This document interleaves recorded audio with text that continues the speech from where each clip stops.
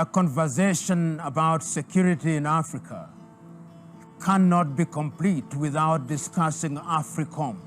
For the sake of historians, we know that Africom in its present form began being active on the first day of October the year 2007.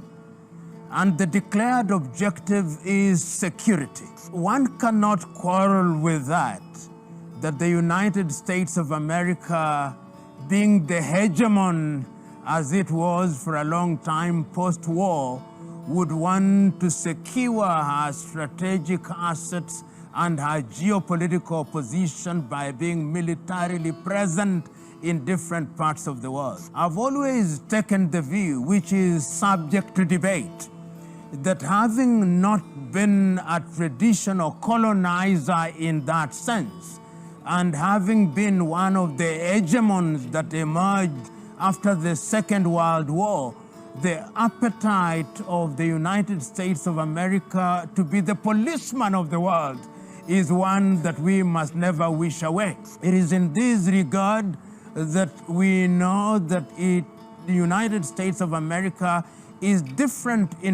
present in different parts of the world, and Africa is no exception. But she has learned from history so that her involvement with Africa is not characterized as being dominant, but is characterized as a mutually beneficial relationship. But is it? This is the question that we must pose. Is it a relationship of equals? Is it a relationship that is mutually beneficial? I remember not so long ago when the former president of Tanzania was describing relationship between the United States of America and Africa, and he said, if you have in a boxing match a heavyweight and a lightweight in the same ring, is it a battle of equals? Is it still a game, or it is murder by another name? He also posed the question, when a rider is riding a horse, is it a relationship of equals, or the rider is the one who dominates the horse?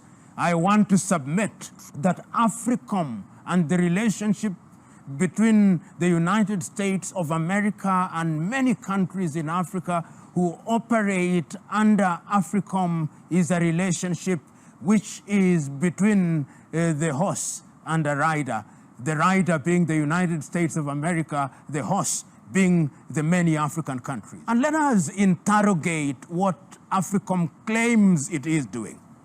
Number one, it makes the claim that there is a relationship which is primarily military, and that military relationship requires, among other things, that our various militaries in Africa are trained occasionally, whether in the countries, and some officers then find themselves in different training posts in the United States of America. So training is a major component of it.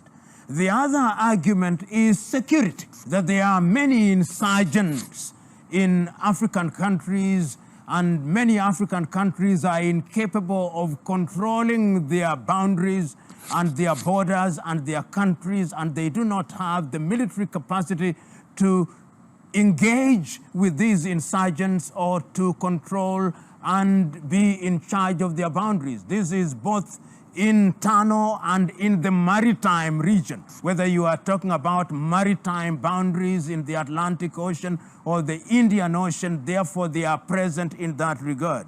They also make the claim there is a kind of an exchange of dealing with peace, and therefore you need this kind of interaction. And of course, the fourth one, which we don't talk about as we ought to, is the geostrategic position that Africa finds herself and the military complex in the United States of America. If you look at statistics now, and you look at the statistics in the sense that we are talking about the sale of arms. To whom do you sell arms? African countries with 54 odd armed forces is a major market for the arms that have been discarded in the United States of America, and very few African countries ever buy new aircraft or new tanks. This is also a dumping ground. It is also a dumping ground for military equipment. So the presence of Africom is something that we never quite debate in the public domain.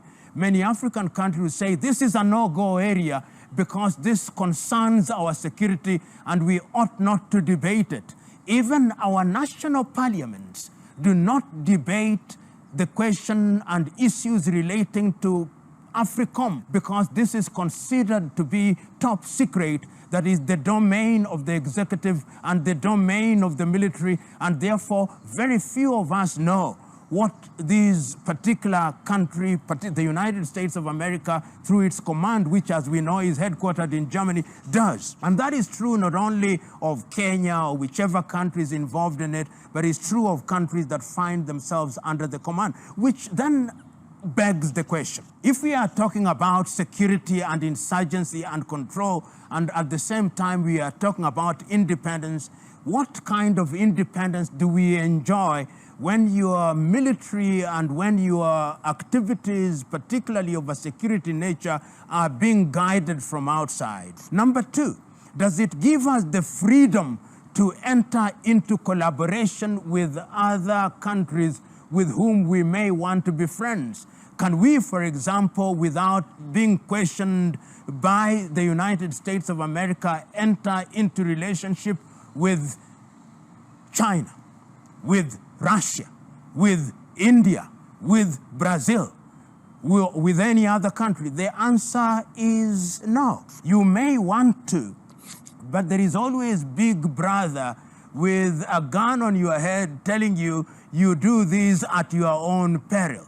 So when we examine Africom without going into the details of it, it must be understood in the context of a world hegemon which is still interested in ensuring that Africa remains under its tutelage, that Africa remains a younger brother over whom there must be oversight. Africa remains a younger brother who must be guided. Africa remains a younger brother, which is a market. Africa remains a younger brother that must be guided in critical areas. Africa remains a continent that is within their sphere of influence, which brings me into a subject that requires a little discussion and interrogation. African countries may make the claim that they enjoy independence. African countries under Africom may make the claim that they indeed are in charge and we have no shortage of money that we give to our military. African countries may want to think like that, but we must never forget that geostrategically, in the interest of the United States of America, it is important that they remain in general control. And if you go to many of our African countries, you go to Djibouti, for example, look at some of the major military facilities that are out there. You go to the Western Cape and you see some of the sea-going vessels. You go to the Indian Ocean on the Kenyan part, and we still know that Diego Garcia remains a major outpost for the United States of America, which is controlled largely from Germany under the Africom. You then know that this idea of spheres of control is still something that is very important to a country such as the United States of America. Of course, Egypt's involvement in Africom is one that is always debatable. Sometimes we say they are in, but many times they are not in because the relationship is differently defined. But in a nutshell, we are saying that we as a continent of Africa are still being, in many ways, controlled by a major foreign power, and it is not going to be easy in the short to medium term to liberate ourselves from their clutches, because the reality is that our militaries in their present constitution and in their present worldview are still being controlled from that particular arena, which in itself is something that is very critical to examine in terms of long-term security. Because if you belong as Africa, or the African countries that are under the control or the watch, or if you want the collaboration with the United States of America under Africom, are you safe in the event of war when you are part of an arrangement over which you have no control? Are you safe? Are you a target for others because you are collaborating? Are you safe from their intelligence? Are you safe from their scrutiny? The answer is no. And that is why there are those who are now saying that the time is now to cut the umbilical cord between African countries that are part of the Africom and to reconstitute Africa into an African command which is controlled by Africans, and that if there is any collaboration at all, that collaboration must be between the continent of Africa as uniquely constituted, and if it can be done with the United States of America, with Russia, with China, and any other country, without other countries being told that you cannot collaborate with Africa because this is our sphere of influence. I look forward to that day, and I look forward to the redefinition of the relationship between African countries in their corporate status and the United States of America, even redefining our training. Remember that under Africom, one of the major components is training, and many African countries find their senior officers being trained in the United States of America, and therefore the military cultures of many African countries is influenced in this regard if they are trained and are commanded from the standpoint of Africom, even when it is physically located in Germany. But of course, the manuals and the modus operandi is fundamentally of an American nature. And we say this not because Africa does not want friends. Africa wants friends. But Africa desires friends who are collaborating from a standpoint of equality, not from a standpoint of domination. Because if you are dominated, even if you are told you are free, your freedom is undermined in very different ways. If you are not in control of your security, then your security can be compromised. If you share your security intelligence with people who are not beholden to you, you are not safe because that intelligence can be manipulated to your detriment. If you are controlled in the name of collaboration through a system whose details you do not understand, it means that you are susceptible to being destroyed at the fall of a penny. And that is something that the continent of Africa, those who are under the tutelage of America through Africom, must begin to interrogate. And it is not lost on me that voices are beginning to rise, which voices are saying the time is now for us to enjoy freedom so that we can renegotiate our collaboration, so that we can rethink our engagement, so that we can have an engagement of equals, not an engagement that is defined by inequality and sometimes contempt.